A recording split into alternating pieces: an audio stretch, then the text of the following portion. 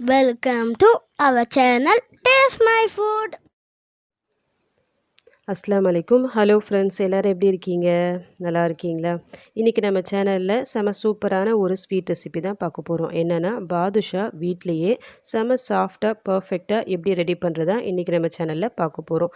சொல்லப்போனால் இந்த பாதுஷா ரெடி பண்ணுறது ரொம்ப பெரிய விஷயம்லாம் இல்லை. ஒரு 20 நிமிஷம் நீங்கள் ஃப்ரீயாக இருந்தால் போதும், ரொம்ப பர்ஃபெக்டாக ரெடி பண்ணிடலாம். ஓகே, இப்போ நம்ம ப்ரிப்பரேஷனை ஸ்டார்ட் பண்ணிடலாம். ஃபஸ்ட்டு இதுக்காக நம்ம மாவு வந்து சலிச்சு எடுத்துக்கணும். பாதுஷா வந்து மைதா மாவில் தான் ரெடி பண்ணுவாங்க. ஸோ நான் இன்றைக்கி ஒரு 2 கப் அளவுக்கு மைதா மாவு எடுத்திருக்கேன். உங்கள் வீட்டில் இருக்க ஏதாவது கிளாஸு இல்லைனா கிண்ணம் எதில் வேணாலும் நீங்கள் மெஷர்மெண்ட்டை அளந்து எடுத்துக்கோங்க. டைரெக்டாக அப்படியே ஆட் பண்ணாதீங்க மாவை, இந்த மாதிரி சலிச்சு சேர்த்துக்குங்க. அப்போ தான் அந்த சின்ன சின்ன அந்த லம்ஸு அந்த கட்டிலாம் இல்லாமல் உங்களுக்கு மாவு சாஃப்டாக கிடைக்கும்.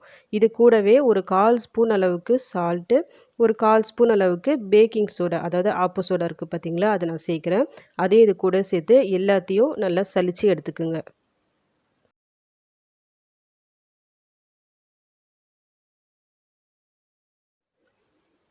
இப்போ இது கூடவே நான் ஒரு 1/4 கப் அளவுக்கு பட்டர் சேர்க்குறேன். இதில் பட்டர் தான் சேர்க்கணும்னு இல்லை, நெய் அப்படி இல்லைன்னா டால்டா, அப்படி இல்லைன்னா நம்ம சமையலுக்கு யூஸ் பண்ணுவோம்ல எண்ணெய், இதில் 4த்தில் எது வேணாலும் நம்ம யூஸ் பண்ணிக்கலாம். என்கிட்ட பட்டர் இருந்ததெல்லாம் நான் யூஸ் பண்ணிக்கிறேன். 2 கப்பு மைதானா 1/4 கப் அளவுக்கு எது இருந்தாலும் இது யூஸ் பண்ணிக்கிங்க. பட்டரோ நெய்யோ எண்ணெய் எது இருந்தாலும், அதுக்கு மேலே யூஸ் பண்ண வேணாம். அப்புறம் மாவு வந்து உங்களுக்கு எண்ணெயில் போட்டு பொரிக்கும் போது உடஞ்சிரும். இது கூடவே நான் ஒரு டேபிள் ஸ்பூன் அளவுக்கு தயிர் சேர்க்குறேன். இப்போ இது எல்லாத்தையும் போட்டு சும்மா நல்லா மிக்ஸ் பண்ணி விட்டுக்குங்க.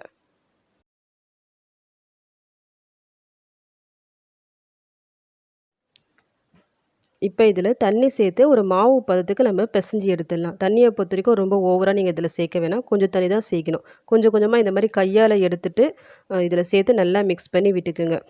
நம்ம சப்பாத்திக்கெலாம் மாவு பிசையும் போது ரொம்ப அழுத்தி பிசையும்ல, அந்த மாதிரிலாம் இதில் பிசையக்கூடாது. நம்ம குலாப் ஜாமுனுக்கு பிசையும் போது எப்படி யூஸ் பண்ணுவோம், நம்ம விரல்களை யூஸ் பண்ணி பிசைவோம்ல, அந்த மாதிரி கொஞ்சம் மெதுவாக பிசைஞ்சு விடுங்க.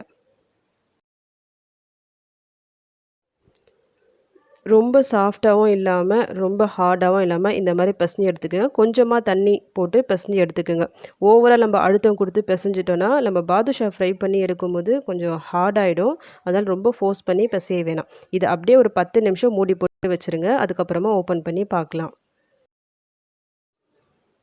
மாவு அங்கே கொஞ்சம் ஊறுற டைமில் இங்கே நம்ம சுகர் சிரப்பை ரெடி பண்ணிடலாம். நான் வந்து இந்த கப்பில் தான் மாவு அளந்து எடுத்தேன். ஸோ இதே கப்பில் 2 கப் அளவுக்கு சுகர் எடுத்திருக்கேன். இது கூடவே இது மூழ்கிற அளவுக்கு தண்ணி போட்டு நல்லா மிக்ஸ் பண்ணி விட்டுக்குங்க. இது நல்லா ஒரு கொதி வரட்டும், அதுக்கப்புறமா பார்க்கலாம். நீங்கள் எந்த கப்பில் மாவு அளந்து எடுத்தீங்களோ சேம் அதே கப்பில் எல்லா மெஷர்மெண்ட்டும் இருக்கிற மாதிரி பார்த்துக்குங்க.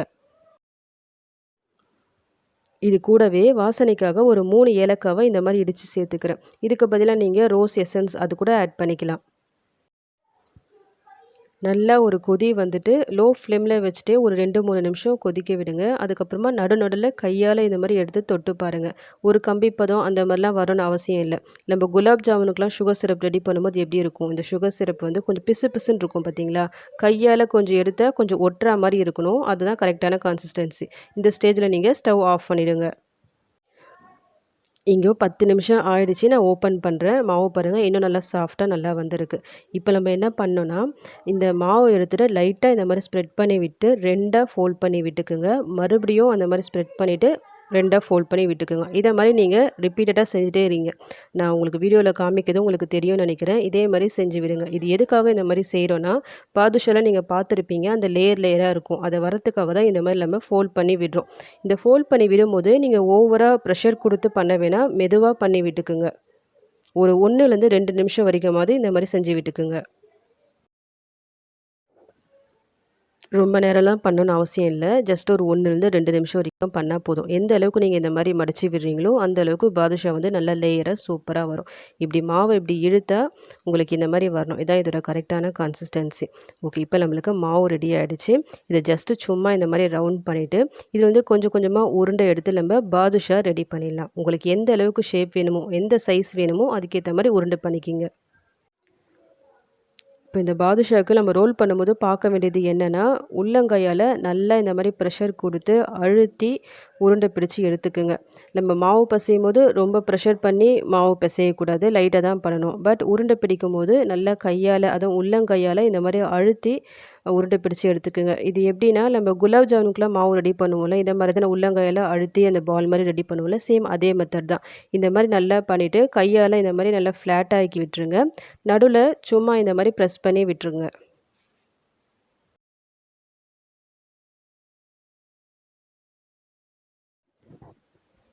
நம்ம நடுவுல வந்து அந்த ப்ரெஸ் பண்ணாம ஃப்ளாட்டா அப்படியே கூட பாதுஷாவ நீங்க ரெடி பண்ணலாம். பட் அந்த மாரி ப்ரெஸ் குடுத்துட்டு நீங்க பாதுஷா ஃப்ரை பண்ணும்போது, அந்த உள்ள இருக்க எல்லா சைடும் சீக்கிரமா உங்களுக்கு ஃப்ரை ஆயி வரும். ஈவனா ஃப்ரை ஆயி வரும். வேகாமலாம் இருக்காது உள்ள. அதனால முடிஞ்ச அளவுக்கு அந்த மாரி பண்ணிக்கங்க. அப்படி இல்லன்னா நீங்க ஃப்ளாட்டா அப்படியே கூட பண்ணலாம். இதே மாரி எல்லா பாதுஷாவையும் ரெடி பண்ணி வச்சுக்கங்க.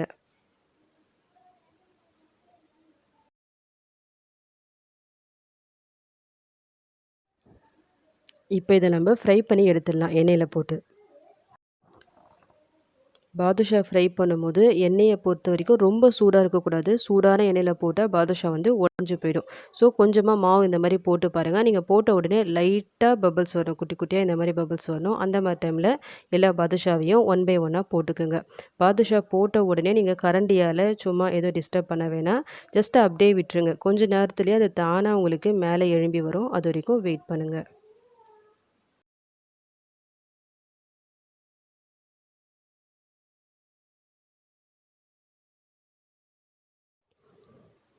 இந்த மாரி தானா அது மேல எழும்பி வர டைம்ல, நீங்க இந்த கரண்டியால சும்மா இந்த மாரி மிக்ஸ் பண்ணி விட்டுக்குங்க.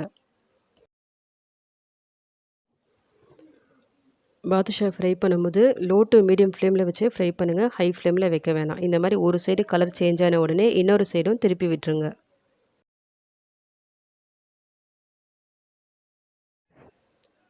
ஒரு 2, 3 தடவ இந்த மாரி திருப்பி போட்டு ஃப்ரை பண்ணிக்கிங்க. ஹை ஃப்ளேம்ல வச்சு நம்ம ஃப்ரை பண்ணிட்டோம்னா, சீக்கிரமா வெளிய வந்து கலர் சேஞ்ச் ஆயிடும். உள்ள வேகாது. ஸோ லோ டூ மீடியம் ஃப்ளேம்ல வச்சு ஃப்ரை பண்ணிக்கலாம்.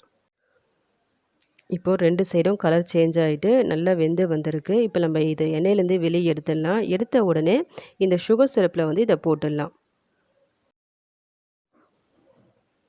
குட்டி பசங்க உங்க வீட்ல இருந்தாங்கன்னா, இந்த மாரி குட்டி குட்டியா பாதுஷா நீங்க ரெடி பண்ணி ஃப்ரை பண்ணலாம். அப்ப வந்து உங்களுக்கு சீக்கிரமா ஃப்ரை ஆயி வந்துரும். பார்க்கறதுக்கும் அழகா இருக்கும். பசங்களும் ரொம்பவே விரும்பி சாப்பிடுவாங்க. நான் வந்து இத வந்து கொஞ்சம் மாவுல இந்த மாரி ஃப்ரை பண்ணி எடுத்துக்கிறேன். ஃப்ரை பண்ண இந்த பாதுஷாவ வந்து சுகர் சிரப்ல ஒரு 20 நிமிஷம் அப்படியே ஊற விட்டுருங்க. 20 நிமிஷம் கழிச்சு வெளிய எடுத்து நம்ம சர்வ் பண்ணிக்கலாம். சுகர் சிரப்லேருந்து வெளிய எடுத்துட்டு, இப்ப நான் ஒரு பிளேட்க்கு மாத்தி வச்சுட்டேன் இந்த பாதுஷாவ.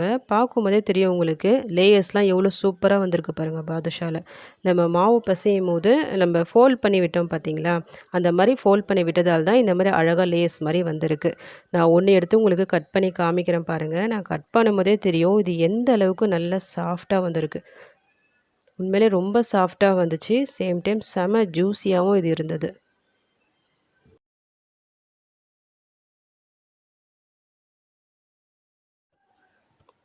சொல்லப்போனா இந்த பாதுஷாவ வந்து நான் ஃபர்ஸ்ட் டைம் தான் செஞ்சிருக்கேன். ஃபர்ஸ்ட் டைம்லயே எனக்கு சூப்பரா வந்திருக்கு. டேஸ்ட்டும் செமையா இருந்தது. வீட்ல இருக்கவங்களும் ரொம்பவே இத லைக் பண்ணி சாப்பிட்டாங்க. இதுக்கு மேல பாதுஷா ட்ரை பண்ணீங்கன்னா, இந்த மாரி ட்ரை பண்ணி பாருங்க. கரெக்ட்டா அந்த மெஷர்மெண்ட்ட போட்டு ட்ரை பண்ணி பார்த்துட்டு சூப்பரா வந்துச்சுன்னா, மறக்காம எனக்கு கமெண்ட் பண்ணுங்க.